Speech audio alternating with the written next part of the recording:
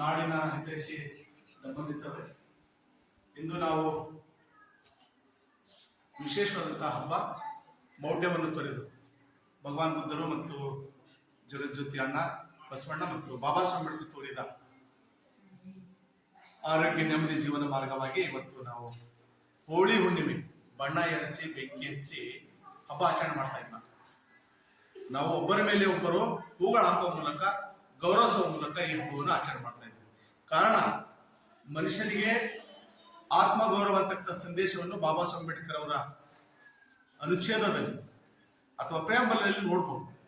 ಯಾವಾಗ ಮನುಷ್ಯನಿಗೆ ನೋವು ಅಥವಾ ದುಃಖ ಬರ್ತದೆ ಅಂತಂದ್ರ ಆತ್ಮಗೌರವ, ವ್ಯಕ್ತಿಗಳಿಗೆ ಅಗೌರವ ಬಂದಾಗ ಏನಪ್ಪಾ ಅಂದ್ರೆ ಮನುಷ್ಯನಿಗೆ ನೋವು ಆಗ್ತದೆ, ಸಮಾಜದಲ್ಲಿ ಶಾಂತಿ ಆಗ್ತದೆ, ಸಮುದಾಯದಲ್ಲಿ ಅಥವಾ ಗ್ರಾಮದಲ್ಲಿ ದೇಶದಲ್ಲಿ ಶಾಂತಿ ಬರ್ತದೆ. ಅದಕ್ಕಾಗಿ ನಾವು ಒಬ್ಬರೊಬ್ಬರು ಪ್ರೀತಿ ಮಾಡೋ ಮೂಲಕ ಗೌರವ ಮಾಡೋ ಮೂಲಕ ಬದುಕುದಾದ್ರೆ ಈ ದೇಶದಲ್ಲಿ ಶಾಂತಿ ಇದೆ ಅನ್ನೋ ಕಾರಣಕ್ಕಾಗಿ ಇವತ್ತು ನಾನು ವಿಶೇಷವಾಗಿ ಈ ಹಬ್ಬವನ್ನು ನಮ್ಮ ಶಾಪುರ್ ಸರ್ ಅವರಿಗೆ ಬಣ್ಣ ಹಚ್ಚೋ ಬದಲಿ ನಿಂದಿಸೋ ಬದಲಿ ಬೆಂಕಿ ಹಚ್ಚೋ ಬದಲಿ ನಾವೇನಪ್ಪ ಅಂದ್ರ ಹೋಳಿ ಹಚ್ಚೋ ಬದಲಿ ಭಗವಾನ್ ಬುದ್ಧರು ಅಣ್ಣ ಬಸವಣ್ಣರು ಬಾಬಾ ಸಾಹೇಬ್ ತೋರಿದಂತ ಈ ಒಂದು ಶಾಂತಿ ನೆಮ್ಮದಿ ಜೀವನಕ್ಕಾಗಿ ಹೂಗಳನ್ನು ಹಚ್ಚೋ ಮೂಲಕ ಅವರನ್ನು ನಾನು ಹಬ್ಬ ಆಚರಣೆ ಪ್ರಾರಂಭ ಮಾಡ್ತೀನಿ. ತಾವು ಕೂಡ ತಮ್ಮಲ್ಲಿ ಹೂಗಳು ಒಬ್ಬರ ಮೇಲೆ ಒಬ್ಬರು ಹಾಕುವ ಮೂಲಕ ಜೈವೀನ್ ನಮ್ಮ ಬುದ್ಧ ಸಾಧು ಸಾಧು ಶರಣ ಅಂತ ಹೇಳ್ತಕ್ಕಂಥ ಸಂದೇಶ ನಾವೆಲ್ಲರೂ ಮಾಡ್ಬೇಕು ಅಂತ ಹೇಳಿ ಈ ಮೂಲಕ ನಾನು ಮೊದಲನೇದಾಗಿ ನಮ್ಮ ಶಾಪುರ್ ಸರ್ ಅವರಿಗೆ ಬನ್ನಿ ಒಬ್ಬರು ಸ್ಟಾರ್ಟ್ ಶುಭ ಹಾರೈಕೆ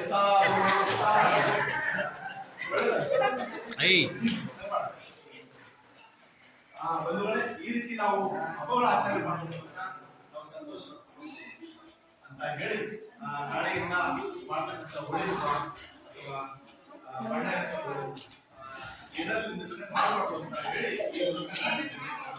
ಶುಭ ಹಾರೈಕೆ ಸಾಧು ಸಾಧು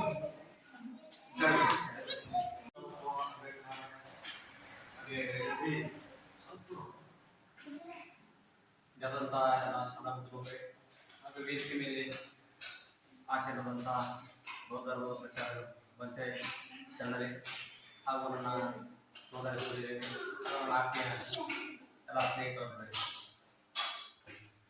ಇವತ್ತಿನ ದಿವಸ ಈ ಗ್ರಾಮದಲ್ಲಿ ಇಂಥ ಒಂದು ವಿನೂತನ ಕಾರ್ಯಕ್ರಮವನ್ನು ಆಯೋಜನೆ ಮಾಡಿಕೊಂಡಿರುವುದು ನನಗೂ ಸಹ ಕಾರಣ. ಇದರ ಬಗ್ಗೆ ಮಾತನಾಡಕ್ಕೆ ಹೋಗ್ಬೇಕಾದ್ರೆ ನಾವು ವಿಚಾರ ಮಾಡಬೇಕು. ಭಾರತವನ್ನು ಎಂಥ ರಾಷ್ಟ್ರಪ್ಪ ನಾವು ಅವಲೋಕಿಸಿ ಮಾಡಿದಾಗ ಭಾರತ ಒಂದು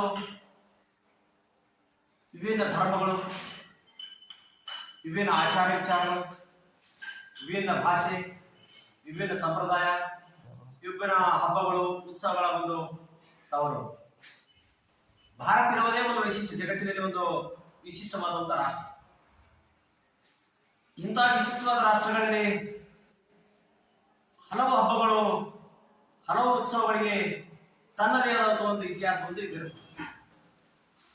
ನಾವು ಇತಿಹಾಸವನ್ನು ಸೂಕ್ಷ್ಮವಾಗಿ ಅವಲೋಕನ ಮಾಡಿಕೊಂಡಾಗ ನಾವು ಯಾರು ಇತಿಹಾಸವನ್ನು ಓದ್ಕೊಂಡಿಲ್ಲ. ಇತಿಹಾಸವನ್ನು ಓದದೇ ಇದ್ದುದರಿಂದ ಇತಿಹಾಸವನ್ನು ಓದಿದವರು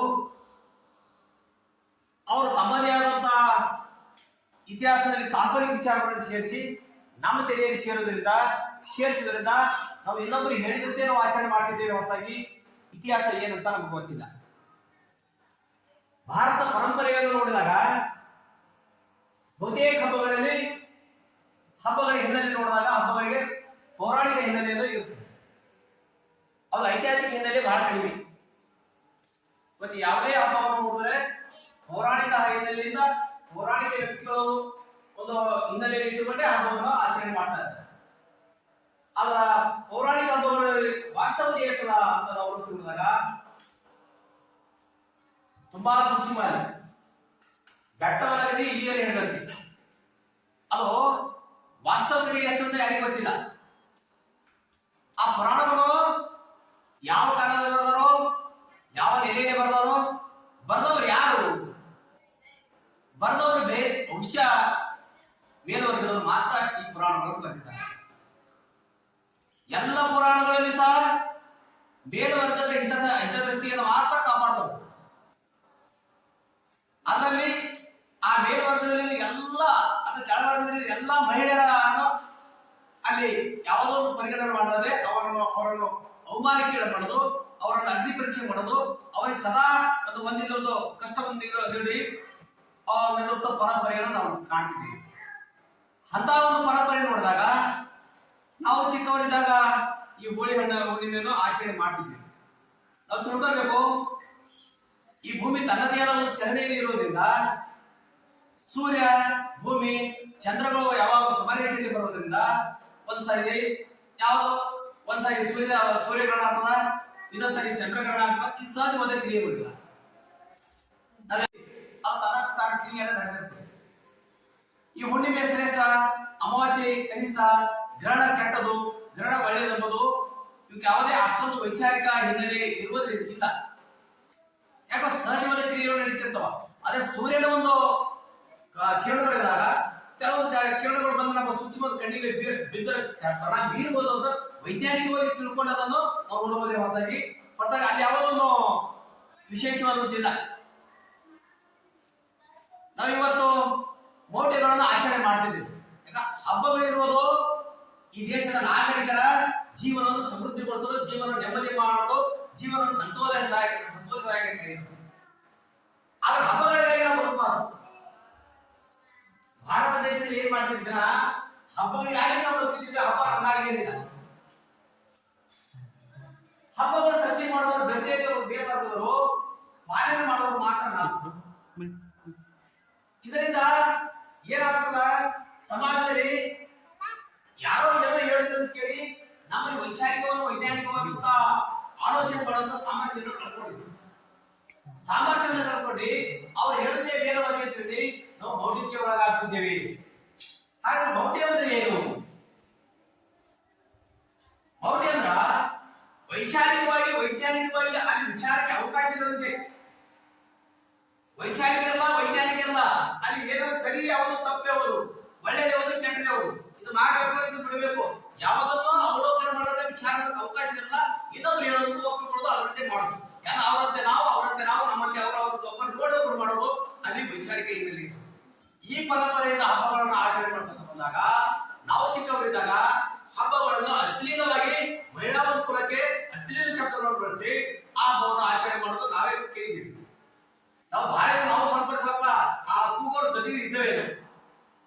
ಬಟ್ ಅಷ್ಟೊಂದು ಕೂಗಿರೋದು ನಾನು ಗೊತ್ತದ. ಯಾಕೆ ಒಂದಿನ ನಾನು ಕೂಗಿದ್ರೆ ನಾನು ಇಲ್ಲಿ ಬರ್ತಿದ್ದೆ. ನಾನು ಅವಾಗ ಮನಸ್ಸಿಗೆ ಕಾಣ್ತಿದ್ದೆ. ಬಟ್ ಕೂಗೋರ್ ಕೂಗಿದ್ದು ನಾವು ಏನ್ ಮಾಡಬೇಕಲ್ಲ, ಅಸಹ್ಯ ಕೂಗ್ಬಿಡ್ರಿ. ಯಾಕಂದ್ರೆ ವೈಚಾರಿಕ ಹಿನ್ನೆಲೆ ನಮಗೆ ಇದ್ದಿದೆ. ಇದೆಲ್ಲ ತಪ್ಪನ್ನು ನಾವು ಮಾಡಬೇಕಲ್ಲ. ಯಾವಾಗ ತಿಳ್ಕೋಬೇಕು, ಭಾರತೀಯರು ಈ ಪುರಾಣದ ಹಿನ್ನೆಲೆಯ ಹಬ್ಬಗಳನ್ನು ನಮ್ಮಿಂದ ದೂರಿರಬೇಕು. ಪುರಾಣದ ಹಬ್ಬಗಳ ಹಿನ್ನೆಲೆ ಹಬ್ಬಗಳನ್ನು ಆಚರಣೆ ಮಾಡ್ಕೊಂಡು ಹೋದ್ರಂದ್ರ ನಾವು ಗಳಿಸ ಬಹುತೇಕ ನಮ್ಮ ಆದಾಯವನ್ನು ಮೇಲ್ವರ್ಗದ ಪಾಲ. ಮೇಲ್ವರ್ಗದ ಪಾಲ ದುಡಿಮೆ ನಮ್ಮದು, ಕುತ್ತುಣದ ಆರಾಮ್ ಜೀವನ ಅವರು. ಈ ಹಬ್ಬಗಳಲ್ಲಿ ಆಚರಣೆ ಮಾಡ್ತಿರೋದು ಎಲ್ಲ ಅದ್ದೂರಿಗೆ ಕಾರ್ಯಕ್ರಮಗಳು, ಅದ್ದೂರಿ ವೆಚ್ಚ. ನೀವು ದುಡದ ಬಹುತೇಕ ಹಣವನ್ನು ಹಾಕ್ತಿರೋದು ಹಬ್ಬಗಳಿಗೆ, ಧಾರ್ಮಿಕ ಕಾರ್ಯಕ್ರಮಗಳಿಗೆ. ಯಾಕ ಅವನಿಂದ ದೇವರು ದೇವರು ದೇವರು ಅಂತ ನಿಮಗೆ ಹೇಳ್ಬಿಟ್ಟು ದೇವರು ನಿಮ್ಮನ್ನು ಅಂಜಿಸ್ತದೆ. ಅಂಜಿಸುವ ಶಕ್ತಿ ಯಾವಾಗಲೂ ದೇವರಾಗುವುದಿಲ್ಲ. ದೇವರು ನಿಮ್ಗೆ ಅಂಜಿಸ್ತದಂದ್ರ ಅದು ಯಾವ ಅನಿಸೋದು ದೇವರಾಗುವುದಿಲ್ಲ. ನಮ್ಮ ರಕ್ಷಣೆ ಮಾಡುವ ದೇವರು, ನಮ್ಮ ಜನ್ಮದಾತ ದೇವರು, ನಮಗೆ ಮಾರ್ಗದರ್ಶಕ ದೇವರು. ದೇವರು ಯಾವಾಗಲೂ ಶುಭಕಾರಿ, ಮಂಗಳಕಾರಿ, ಸರ್ವರ ಕಲ್ಯಾಣಕಾರಿ, ಸಕಲರಿಗೆ ಜೀವಾತ್ಮರಿಗೆ ದೇಶದಿಂದ ಬಯಸುವಂತ ವಿಚಾರಗಳು ದೇವರಾಗಿರ್ತಾವ. ಅಂತೆಯೇ ಇನ್ನೊಬ್ಬರನ್ನು ಅಂಜಿಸಿ ಇನ್ನೊಬ್ಬರ ಹಣದಿಂದ ದುಡಿದ ಹಣವನ್ನು ಅವರಿಂದ ಭಯದಿಂದ, ಆ ಭಯದ ಮಾರ್ಗದಿಂದ ತಾವು ಸಂಪಾದನೆ ಮಾಡಿ ಅವರನ್ನು ಉಪವಾಸ ಹಾಕಿ ನಾವು ಊಟ ಮಾಡಿ ಬದುಕೋದು ಇದು ಹಬ್ಬಗಳು ಆಗೋದಿಲ್ಲ. ಯಾಕೆ